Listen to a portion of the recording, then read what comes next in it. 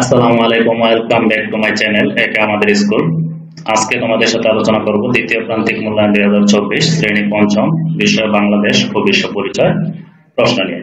ইতিপূর্বে তোমাদের সাথে বাংলাদেশ ও বিশ্ব পরিচয় প্রশ্নের নমুনা প্রশ্ন তোমাদের সাথে আলোচনা করেছি। আজকের যে প্রশ্নটি তোমাদের সাথে আলোচনা করব সেটি আমাদের স্কুলের পরীক্ষা অনুষ্ঠিত হয়েছিল 8/9/2024। যে পরীক্ষাটি অনুষ্ঠিত হয়েছিল দ্বিতীয় প্রান্তিক মূল্যায়ন সিলেবাস অনুযায়ী যে প্রশ্নটি করা হয়েছে সেই প্রশ্নটি তোমাদের সাথে আজকে শেয়ার করব। এই প্রশ্নটি যদি ভালোভাবে এক্সারসাইজ করো, প্র্যাকটিস করো, তাহলে এই প্রশ্নটি থেকে অনেকগুলো প্রশ্ন কিন্তু তোমাদের কমন থাকবে। ইতিপূর্বে যে আমি নমুনা প্রশ্নটি তোমাদের সাথে শেয়ার করেছি, অনেকে কমেন্টে বলেছো যে এগুলা কি আসবে কিনা। ওটা ছিল নমুনা প্রশ্ন, ওইখান থেকে প্রশ্ন আসতেও পারে আবার নাও আসতে পারে, এটা আসলেও আসতে পারে, কিন্তু এটা তোমাদের দ্বিতীয় প্রান্তিক মূল্যায়ন সিলেবাস অনুযায়ী কিন্তু এই প্রশ্নটি করা।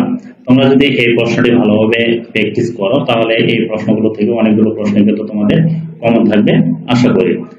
আর এই প্রশ্নগুলোর আঙ্গিকে তোমাদের বইয়ে আর কিছু প্রশ্ন তোমরা করে নেবা, তাহলে তোমাদের 100% প্রশ্ন লিখতে কোনো অসুবিধা থাকবে না আমি মনে করি। এখানে দেখো নিচের প্রশ্নগুলো উত্তর দাও, যে কোনো 15টি, এখানে 15টির অধিক প্রশ্ন দেওয়া থাকবে। আরেকটা কথা বলে রাখি, যদি ভিডিওটি ভালো লাগে তাহলে অবশ্যই একটি লাইক দেবে, কারণ তোমাদের ভিডিও করার জন্য আসলে আমাদের অনেক পরিশ্রম কিন্তু করতে হয়। তোমরা যদি লাইক না দাও তাহলে আমরা মনে করি যে আমাদের ভিডিওগুলো বানানো ব্যর্থ হয়েছে, আর যদি লাইক দাও তাহলে তোমাদের ভিডিওগুলো বানানোর আগ্রহটা আমাদের বেড়ে যায়। চলো শুরু করি।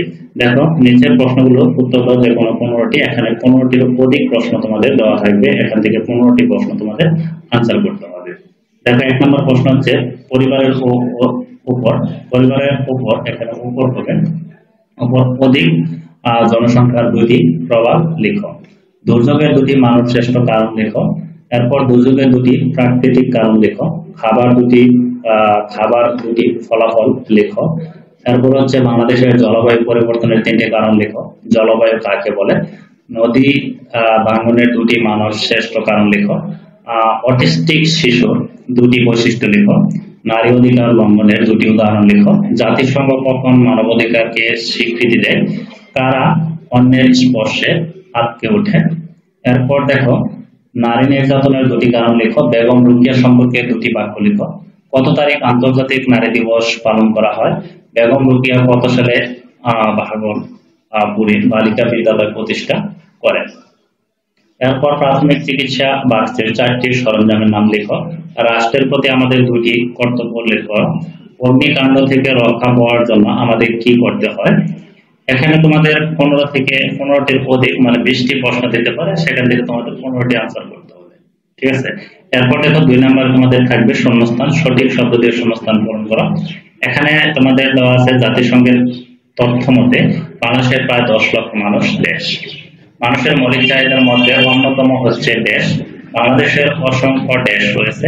সকল সুযোগ সুবিধা পাওয়ার অধিকারগুলো হচ্ছে দেশ। অটিস্টিক শিশুরা দেশ সমস্যায় আক্রান্ত। নারী জাগরণের অগ্রদূত দেশ। এরপর দেখো ক্লারা জ্যাটকিন হলেন দেশ সমাজতান্ত্রিক। বেগম রোকেয়া দেশ সালে জন্মগ্রহণ করেন। বাড়িতে দেশ চিকিৎসা বাক্স রাখবো। আমরা আগুন ব্যবহারে দেশ থাকবে। সমাজের অগ্নিগতিতে দেশ অত্যন্ত গুরুত্বপূর্ণ। বাংলাদেশ দেশ। নারী ও শিশুদের বিদেশে দেশ করা হয়। কাজের খোঁজে গৃহিণীর মানুষ দেশ চলে আসছে। এরপর তোমাদের থাকবে বাম পাশের বাক্যাংশের সাথে ডান পাশের বাক্যাংশ মিল করে, এখানে 10 নম্বর। বাম পাশে কিছু বাক্যাংশ দেওয়া থাকবে এবং ডান পাশে অধিক বাক্যাংশ দেওয়া থাকবে। হয় এখানে যতগুলো বাক্যাংশ দেওয়া থাকবে এখানে অতগুলো দেওয়া থাকতে পারে, তবে অধিকই দেওয়া থাকতে পারে, অধিকও দেওয়া থাকতে পারে। এখানে বাম পাশের বাক্যের সাথে ডান পাশের বাক্যগুলো মিল করবা, তাতে তোমাদের 10 নম্বর দেওয়া হবে। এরপরে দেখো 4 নং নিচের প্রশ্নগুলো উত্তর দাও। যে কোনো 8টি এখানে বড় প্রশ্ন, এক একটা মান হচ্ছে 6 করে, 6×8 = 48। এখানে খুবই গুরুত্বপূর্ণ এগুলো প্রশ্ন, একটু ভালোভাবে তোমরা প্র্যাকটিস করবে, তাহলে আশা করি তোমাদের এগুলো প্রশ্ন থেকে তোমাদের অনেকগুলো প্রশ্ন কিন্তু কমন থাকবে। ক নম্বর হচ্ছে অধিক খাদ্য উৎপাদনের মাধ্যমে আমাদের দেশের জনগণ কিভাবে উপকৃত হতে পারে? মৌলিক চাহিদা কি? এটি পূরণ করা প্রয়োজন কেন? মৌলিক চাহিদার উপর অধিক জনসংখ্যার 4টি প্রভাব লেখো। বাংলাদেশের কোন অঞ্চলগুলোতে নদী ভাঙনের প্রবণতা রয়েছে? শিশু শ্রম কি? শিশু শ্রমের কারণে শিশুরা কোন অধিকারগুলো থেকে বঞ্চিত হয়? আন্তর্জাতিক নারী দিবসের তাৎপর্য লেখো। অপরিচিত মানুষের হাত থেকে রক্ষা পাওয়ার উপায়গুলো লেখো। বাড়িতে কিভাবে নিরাপদ থাকা যায় সে সম্পর্কে তোমার বন্ধুকে কি বলবে।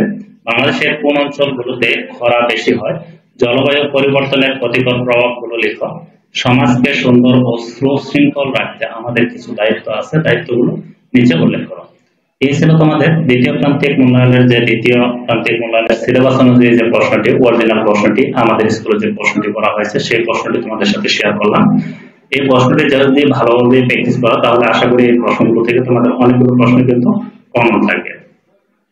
ভিডিওটি ভালো লাগলে অবশ্যই একটি লাইক দেবা এবং কমেন্টে তোমার মতামত জানাবা এবং তোমাদের বন্ধুদের কাছে শেয়ার করবা। আজকের মতো ভিডিওটি এ পর্যন্তই।